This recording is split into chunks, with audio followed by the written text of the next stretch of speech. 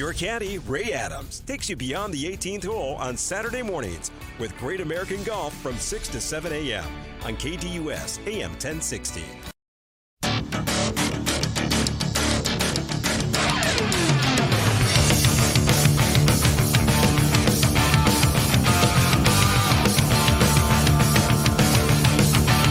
Welcome back to the Varsity Sports Show here on AM 1060 KDUS Arizona. And what a show.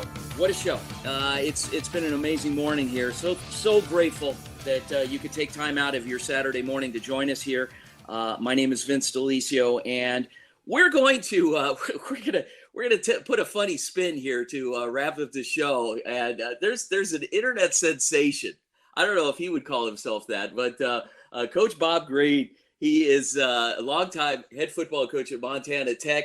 He has since retired, but he's got these things called Greenisms, and we put together a little compilation courtesy of one of the news channels up in Montana with some clips. You guys got to listen to this, and then we'll bring on Coach Green. Go ahead, Aaron. The key to the win was that the Orediggers took control early. Kind of like when you get married. That first day, your wife takes control early. And that's what the Orediggers did. Our football team was like the kid that plays second French horn in the school band. We got to play better. And that's a double-edged sword, It's kind of like watching your mother-in-law go off a cliff in a Cadillac. You got mixed feelings. He's like that black lab on the first day of pheasant hunting season. He was pulling at the chain. We're kind of like a woodpecker in a petrified forest. Just keep busy and look for opportunities. I got a short memory, just like when I was in the third grade. 2 of the best years of my life. Some aspects look like we're really ready to play. A couple of other aspects look like we just got off Willie Nelson's tour bus. His attitude's positive. He thinks he could take on hell with a squirt gun. It's kind of like that T-bone steak dinner with all the trimmings. They played a complete game. With Jacksonville, what more can happen? Jacksonville's so bad they sentence prisoners to attend the games. Everybody expects you to win. My wife couldn't go to church with me on Sunday, and everybody said, "Where is she?" I said, "She doesn't go out with losers." I had a 6 ACT in 1967. One time I got an A, and my grandma beat me for cheating. At all the calls I made on fourth down all those years, you know what my favorite fourth down call was? What? Punt. It was the most successful play we had. Oh, my gosh. That was good. Coach Bob Green, is it really that bad? Man, good morning, Coach. Good evening, boy. Coach, is it really that bad out there with you and your wife? I can't imagine. She's stuck with you all these years. It can't be that bad. Pam Green's the light of my life. Vince, there's only 2 kinds of wives in college coaching. There's great wives and there are ex-wives. And that's not necessarily the wife's fault. I'm telling you that. It's college coaching is wonderful. And, of course, I coached in high school, too. It's wonderful. But it's tough on families. I mean, you're moving around a lot. There were families that moved more than we did, but there were certainly ones that moved less. We were lucky to spend the last 24 years of our career in one place, and that's beyond fortunate. I mean, you keep track of college athletics. That has not happened. It won't happen. I'm not going to say ever again, but it's difficult. It's difficult. But no, Pam Green runs all the aspects of our life other than football, and I'm very grateful to her. She calls the shots. The man of the house wears pantyhose. Yeah, but you said that she wouldn't go to church with you because she doesn't go out with losers. Well, we lost the game that week, and for some reason. Oh, I see. Okay. Yeah. Okay. All right. So it was because you lost the game. Okay, not just because you consider yourself a loser in general. Okay. Hey, football's a bottom line business.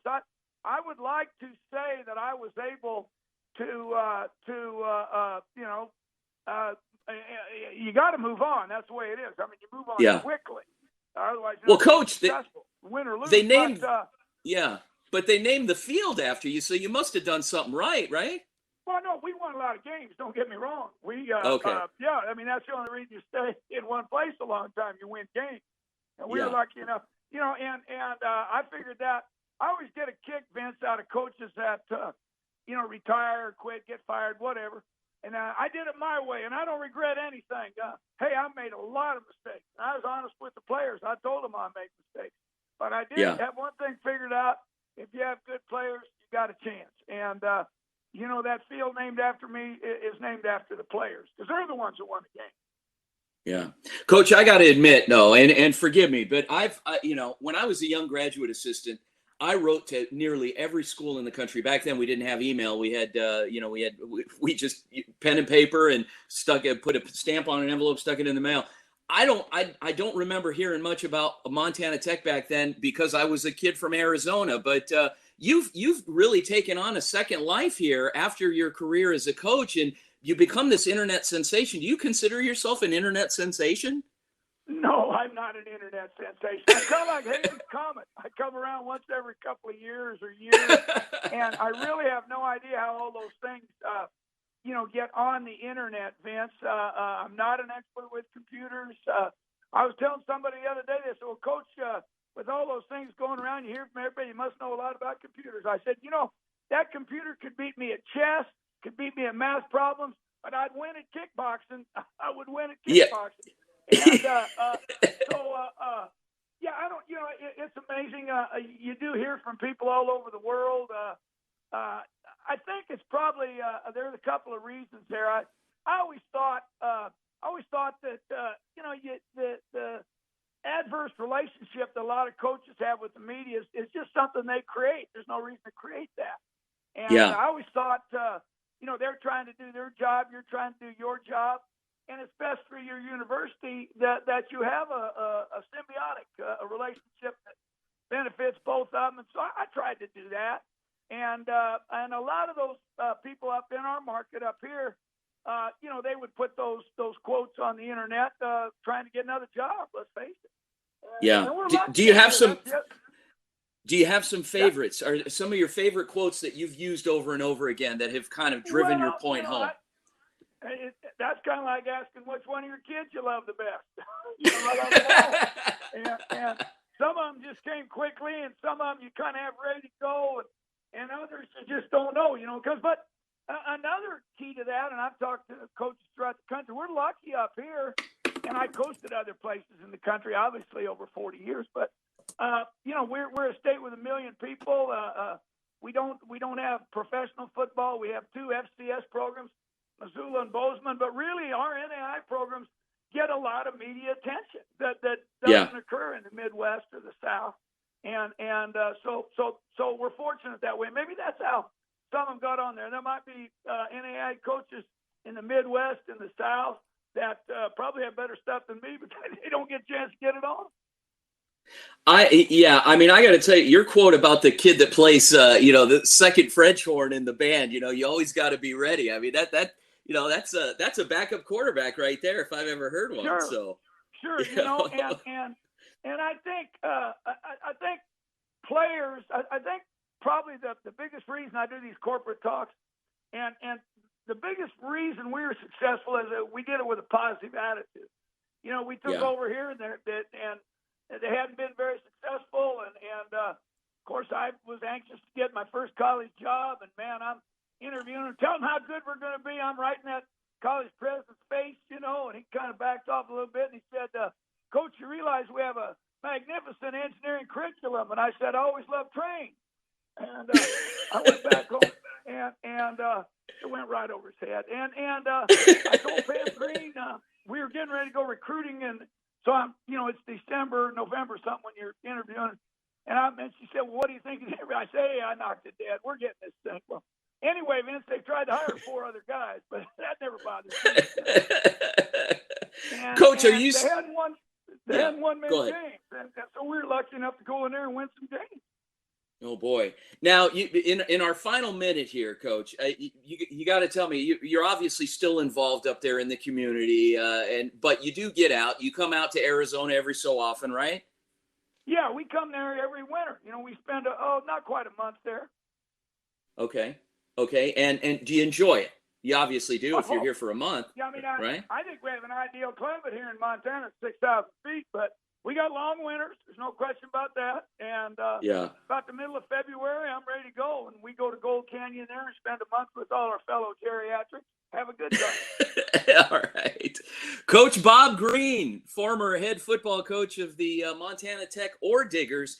Coach, thanks so much for joining us here on the Varsity Sports Show on AM 1060 KDUS Arizona. You have a great day and look forward to circling back with you down the road if that's okay. Give me a call, Vince. All right. Coach Bob Green, great man. So, he doesn't consider himself that, but he's an internet sensation also. You got to Google him and look at some of these quotes here. He is hilarious. And yes, he always talks like that too. It's great. All right. So thank you so much for listening in this week on the Varsity Sports Show. We had, an incredible show. We kicked it off with head basketball coach from Willow Canyon High School, the Wildcats, Joe Coletti, and his athletic director, Tom Ludeman.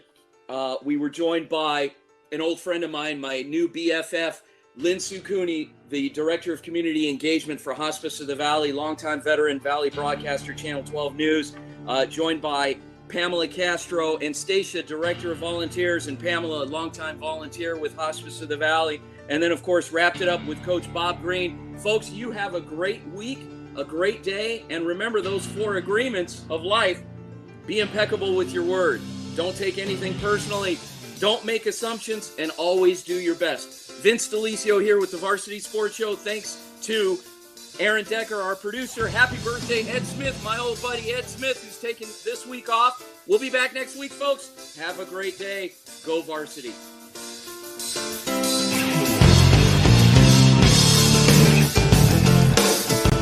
Thank you for listening to the Varsity Sports Show. Our mission is to empower education and enable dreams, creating a platform to promote young people in extracurricular activities and community outreach. If you are interested in partnering up with the Varsity Sports Show, find us on Twitter, Facebook, Instagram, or call or text us at 480-779-94